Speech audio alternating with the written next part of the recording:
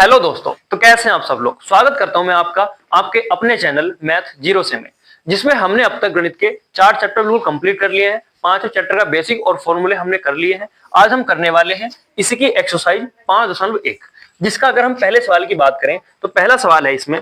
सभी किताब लेके बैठे, उसमें देखें।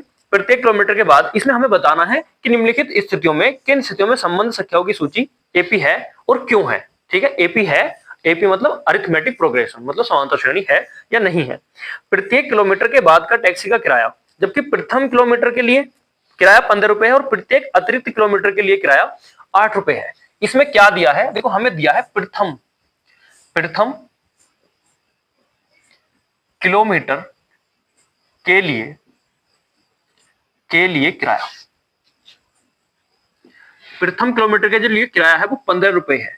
मतलब अगर तुम 1 किलोमीटर जाओगे तो हमें 15 रुपए देने पड़ेंगे। ठीक है, और प्रत्येक अतिरिक्त किलोमीटर के लिए किराया 8 रुपए है। अगर तुम 1 से अधिक जाओगे तो इसमें तुम ऐड क्या कर दोगे, 8 और ऐड कर दोगे।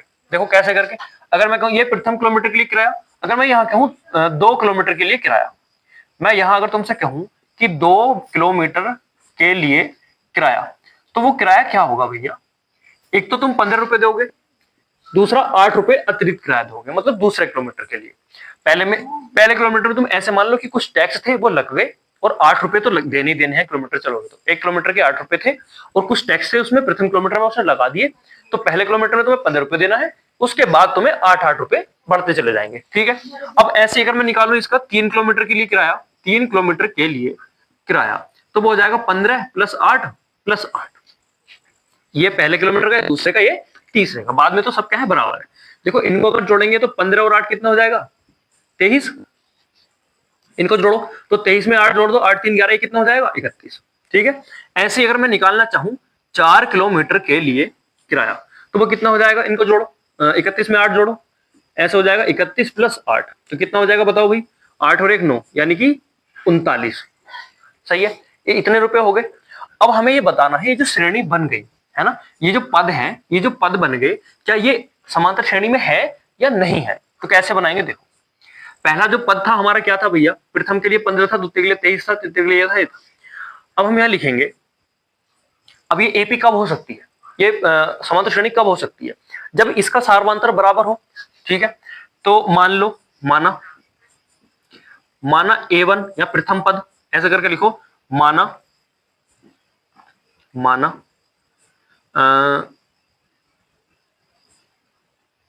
ऐसे कर लो, चलो प्रथम किलोमीटर के लिए किराया बराबर A1।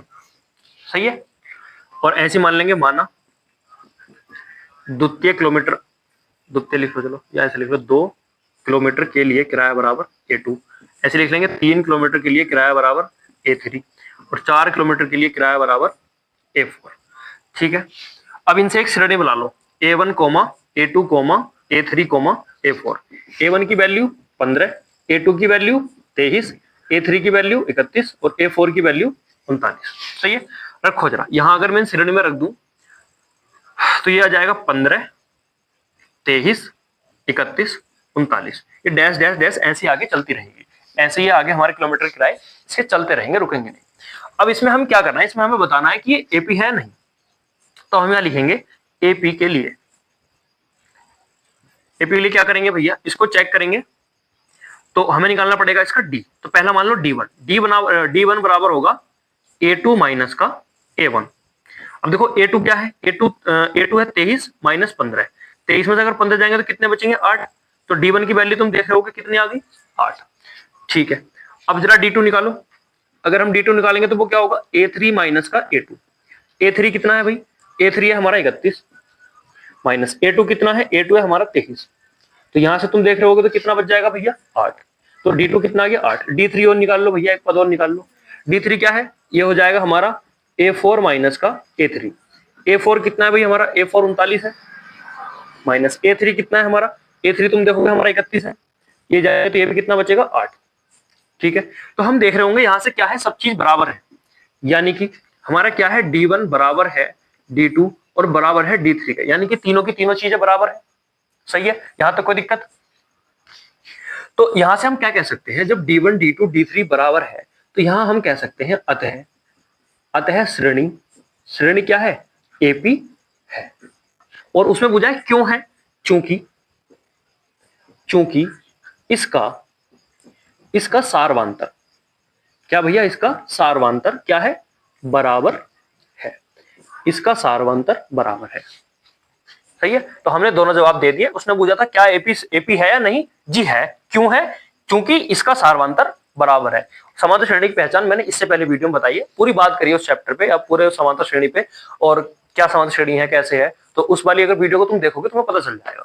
फिलहाल यहाँ इतना समझे कि अगर किसी का पता करना है कि समांतर श्रेणी है या नहीं, तो उसका सारवांतर निकाल के देखा जाता है। सारवांतर मतलब बीच के कोई भी दो पदों का अंतर, कोई भी दो पदों का अंतर निकाल लो, और अगर पता करना है तो 3-4 पदों का अंतर निकालो, मतलब ऐसे करके दो दो करके, पहले इनका अंतर, फिर इसका अंतर, फिर इसका अंतर, और देखो अगर वो बराबर आ रहा है तो ये समांतर श्रेणी है, और बराबर नहीं आ रहा है तो वो समांतर श्रेणी हमारी नहीं है। ठीक है, इतनी बात सभी को समझ में आई होगी।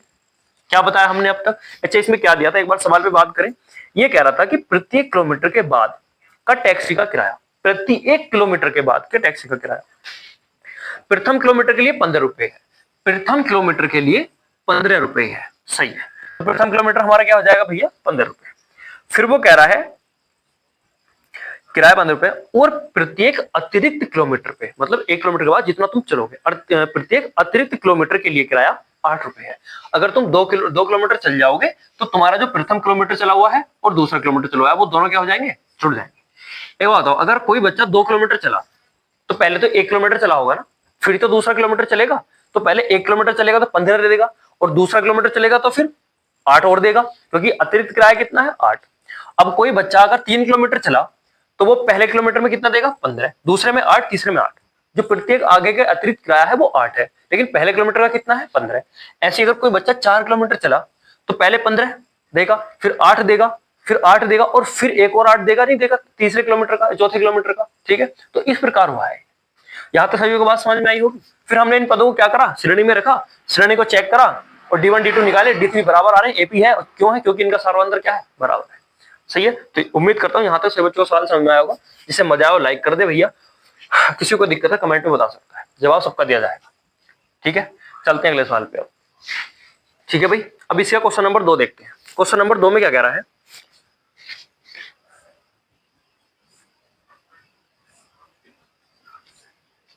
क्वेश्चन नंबर 2 हमसे कह रहा है किसी बेलन में उपस्थित हवा की मात्रा, जबकि वायु निकालने वाला पंप प्रत्येक बार बेलन की शेष हवा का 1/4 भाग बाहर निकाल देता है।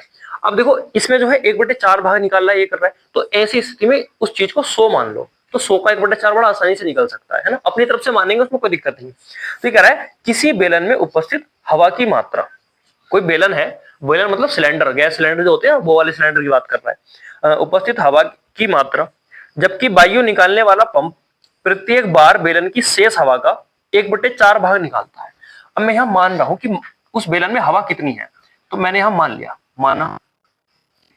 माना बेलन में कुल हवा, भाई पहले तो कुल हवा पता होनी चाहिए तभी तो पंप से निकालूंगा। माना बेलन में कुल हवा बराबर 100 सेंटीमीटर क्यूब मान लो, कुछ ही मान लो, आयतन मानना है तो आयतन में क्या होगा भैया, क्यूब लगा हुआ होगा, है ना, उसमें कोई दिक्कत वाली बात नहीं चाहिए।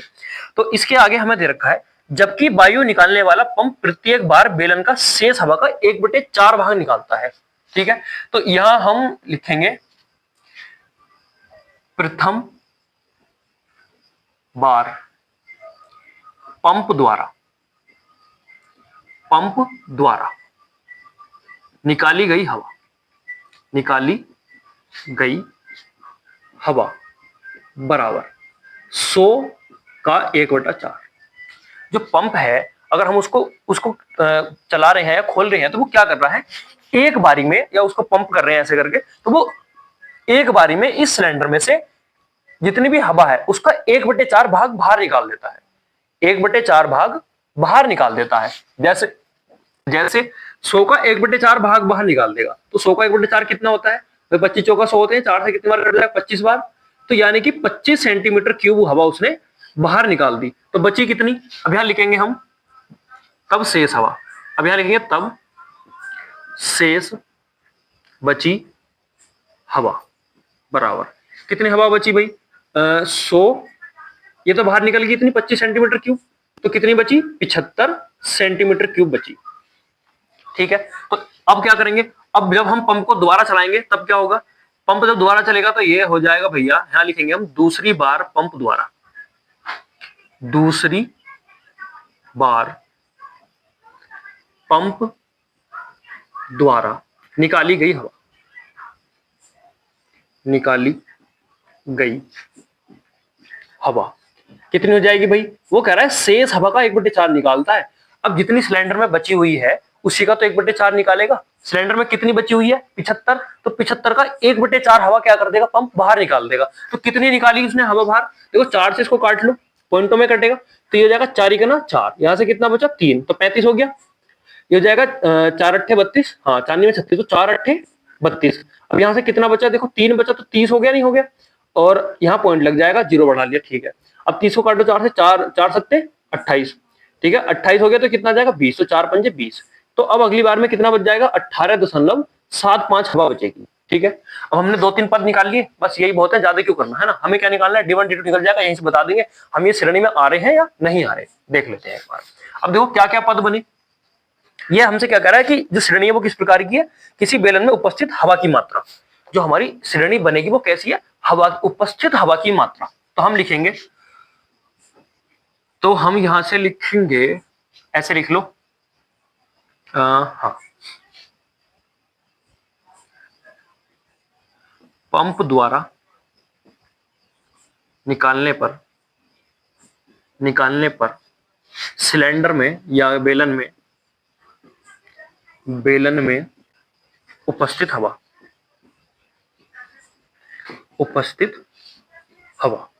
कितनी है भाई, पहले टोटल कितनी थी 100, फिर कितनी हुई 75। अच्छा यहाँ निकाला नहीं है अभी, रुको एक मिनट जरा, इसको ऐसे कर लो बेलन में, और इसको ऐसे करो, ये थोड़ी सी रह गई क्योंकि ये इतनी तो बाहर निकल गई, तो बची कितनी, बची हुई तो निकालो। तो यहां हम लिखेंगे शेष बची हवा।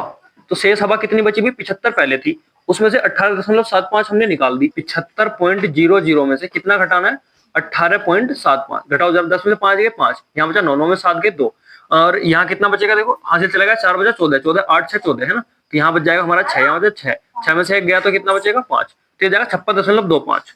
तो ये आ जाएगा हमारा यहाँ पे 56.25। तो इतनी हवा उस सिलेंडर में बची हुई है। ठीक है, तो पहला पद 100, ठीक है, मतलब उसमें कितनी उपस्थिति 100, फिर कितनी हो गई 75, अब कितनी हो गई, अब हो गई भैया 56.25। ठीक है, तो ये एक श्रेणी बन गई, ऐसी ही चलती रहेगी और 0 भी हो जाएगी, एक टाइम आएगा कि 0 हो जाएगी। ठीक है, अब देखो जरा प्रथम पद, अगर तुम देखो क्या है, अगर मैं यहां से इसका D1 निकालूं तो D1 हो जाएगा A2 माइनस A1। A2 क्या है, A2 है 75 और A1 कितना है 100, तो यहां तो कितना आ गया भैया 25। अगर मैं D2 निकालूं तो D2 कितना आएगा भैया, D2 तुम करोगे A3 माइनस A2। A3 क्या है, यो A3 है, यो A2 है, यो A1 है, तो A3 है हमारा 56.25 माइनस A2 कितना है 75। अब देखो इनको घटाओ, अब 75 में से कितना घटाना है 56.25, तो कितना आएगा 18.75, ये जाएगा माइनस का 18.75। अब बताओ क्या ये दोनों बराबर आए, अब अगर ये बराबर नहीं है तो ये हमारे समांतर श्रेणी में भी नहीं है। तो हम यहां को लिख सकते हैं भैया, अब इसी प्रकार हम लिख सकते हैं कि D1 बराबर नहीं है किसके, D2 के, बराबर नहीं है तो बराबर को काट देंगे, अतः लिख देंगे अतः जो हमारी श्रेणी है, जो श्रेणी है वो AP नहीं है। ठीक है भाई, यहां तो सभी को समझ में आया होगा, जिसको समझ में नहीं आया वो फिर भी कमेंट बता सकता है, वैसे सब कुछ बताने की कोशिश करी गई है। ठीक है भाई, उतारो जरा या स्क्रीनशॉट लो। ठीक है भाई, अब हम देखेंगे इसका क्वेश्चन नंबर 3। क्वेश्चन नंबर 3 में हमसे क्या कह रहा है, क्वेश्चन नंबर 3 में हमसे कह रहा है भैया, यार प्रत्येक मीटर की खुदाई के बाद एक कुआं खोदने में आई लागत, किसकी श्रेणी हमें चाहिए, लागत की श्रेणी। ठीक है, जबकि प्रथम मीटर खुदाई की लागत 150 है और बाद में प्रत्येक मीटर खुदाई की लागत 50 बढ़ती जाती है, 50 बढ़ती जाती है। ठीक है, तो इसमें हम लिखेंगे भैया पहले मीटर की खुदाई की लागत, या ऐसे लिखेंगे 1 मीटर खुदाई, 1 मीटर खुदाई की लागत कितनी है भैया, 150 रुपए। अब 50-50 बढ़ती जाती है, तो 50 बढ़ाएंगे किसमें, 2 मीटर खुदाई की लागत बराबर 150 प्लस का 50 तो कितनी हो जाएगी 200 रुपए। ठीक है, अब निकालेंगे 3 मीटर खुदाई की लागत बराबर 200 प्लस 50 तो कितनी हो जाएगी भाई 250 रुपए। सही है, अब निकालेंगे 4 मीटर खुदाई की लागत कितनी हो जाएगी भैया 250 प्लस के 50 तो हमारा आ जाएगा 300। ठीक है भाई, इतना समझ में आएगी।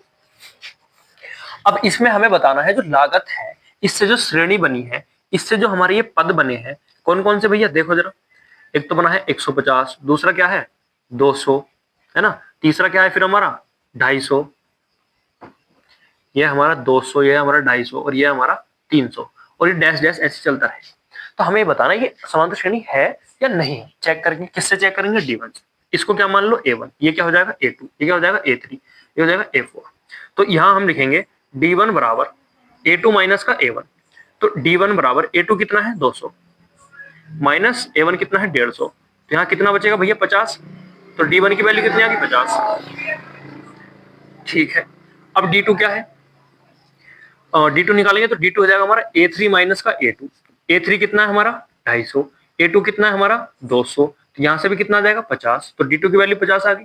अब निकालेंगे D3, D3 कितना है हमारा, D3 हो जाएगा हमारा A4 माइनस का A3। अब A4 कितना है हमारा भैया 300, A4 है हमारा 300 और ये है हमारा 250, तो यहाँ से कितना बचेगा, यहाँ से 50, तो D3 भी कितना आ गया 50। तो हम यहाँ से क्या कह सकते हैं, यहाँ से हम कह सकते हैं D1 बराबर है D2 और बराबर है D3। ये तीनों बराबर है, तो ये तीनों बराबर है तो क्या हो जाएगा, अतः जो हमारी श्रेणी आई भैया वो क्या है AP है कि नहीं है।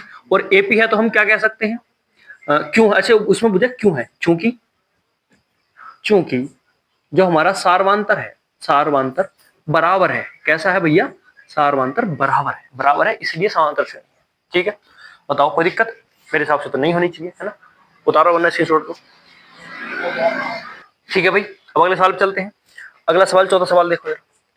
चौथा सवाल है खाते में प्रत्येक वर्ष का मिश्र धन। अच्छा सवाल है, देख लेते हैं एक बार, इसे देखते हैं भैया। ये है हमारा चौथा सवाल, ये कह रहा है खाते में प्रत्येक वर्ष का मिश्र धन, किसकी श्रेणी बनानी है, मिश्र धन की। ठीक है, जबकि 10,000 की राशि 8% वार्षिक दर से चक्रवृद्धि ब्याज पर जमा की जाती है। बिल्कुल सही बात है भैया। राशि कितनी है, राशि की अगर हम बात करेंगे तो राशि पूरी है भैया 10,000, सही है। और दर कितनी है, दर है 8% वार्षिक, यानी कि एक साल में 8% बढ़ जाती है। सही है, चक्रवृद्धि ब्याज की एक बहुत बड़ी खासियत होती है कि ये मूलधन पे नहीं लगता है, ये मिश्र धन पे लगता है। ठीक है, अभी बताते हैं कैसे लगता है।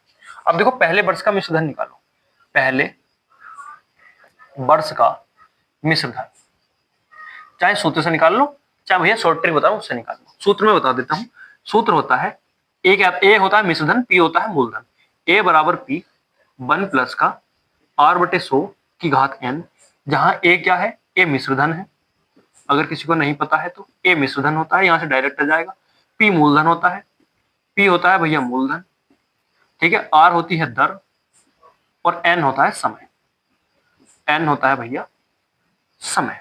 ठीक है, तो ये सूत्र है, इस सूत्र में रख के भी निकाल सकते हो बार बार, वरना एक वर्ष का मिश्र धन निकालना है। तो पहले वर्ष का मिश्र धन क्या होगा, इस 10,000 का, जो हमारा 10,000 है इसका 8%, इसका 8%। ठीक है, अब देखो 8% बढ़ जाएगा, मतलब अगर पहले अपने आप में कोई चीज कितनी होती है 100%, अगर वो 8% बढ़ गई तो कितनी हो गई अपने आप से भैया, वो फिर 108% होगी, नहीं होगी। ये राशि कितनी होगी 108%, डायरेक्ट मिश्र धन निकाल देगा। तो 108% निकालो जरा 10,000 का, तो जाएगा 10,000 गुना 108%। का साइन हटाते हैं तो 100 से भाग करते हैं, और लगाना है तो हमें 100 से गुणा करनी पड़ती है। ठीक है, ये 2 जीरो से हमारे 2 जीरो कट जाएंगे, तो ये राशि कितनी आ जाएगी भैया, इसके आगे 2 जीरो लग जाएंगे, किसके आगे 108 के आगे। तो ये आ गया हमारा पहले वर्ष का मिश्र धन। पहले वर्ष का मिश्र धन इतना है। ठीक है, जो पहले वर्ष में वो ब्याज देगा वो 800 रुपए का देगा, और जो उसकी राशि थी वो कितनी थी 10,000। अब अगर हम इसका निकालेंगे 2 वर्ष का, अब हम इसका निकालेंगे 2 वर्ष का मिश्र धन। ठीक है भाई, 2 वर्ष का मिश्र धन, तो वो जो अब जो ब्याज लगेगा ना वो 10,800 पे लगेगा। यही खासियत है भैया, यही हमारी खासियत है किसकी, यह खासियत है चक्रवृद्धि ब्याज की। ठीक है, कुछ लोगों ने इसे आठवां अजूबा कहाँ है? क्यों कहा है भैया?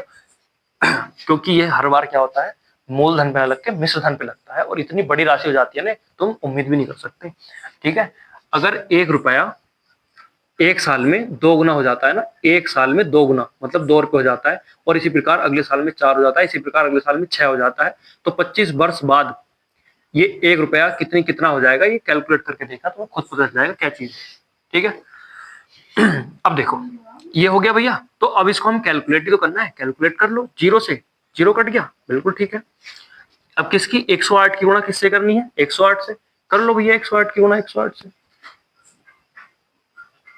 यहाँ देखो 8 अट्ठे 64, 8 का ना 8, 0 0 0, 8 0 1, कितना आ गया 4, 6, 8 8 16 का 6 एक हासिल, ये आ गया भैया 11,600, 11,664। ठीक है, तो ये पद आ गया भैया, बिल्कुल सही है। अब 2 वर्ष का निकाल लिया, 1 वर्ष का और निकाल लो, ज्यादा चक्कर में हम पढ़ेंगे नहीं, है ना, ऐसा नहीं है कि निकालते रहेंगे भैया, ऐसा हम 50 वर्षों का निकाल सकते हैं, तो फिर इसी काम पे लग जाए, पढ़ाई लिखाई छोड़ के इसका मिश्रण निकालते रहे, है ना, ऐसा भी नहीं है। देखो अब क्या करेंगे, अब जो 11,664 है, इसका भी 108% निकालेंगे, क्योंकि फिर 108% मतलब 8% बढ़ जाएगा अपने आप का। ठीक है, तो अभी क्या होगा, देखो यहाँ कट नहीं रहा, तो ये 2 जीरो हम बाद में कैलकुलेट कर लेंगे, पहले इसकी गुणा किससे कर लो, 108 से कर लो, तो इसकी गुणा करनी है हमें 108 से, करो जरा। 8 चौक 32 का 2, 3 हासिल, 8 संग 48, 48 और 3 51, 5 हासिल, 8 संग 48, 48 और 5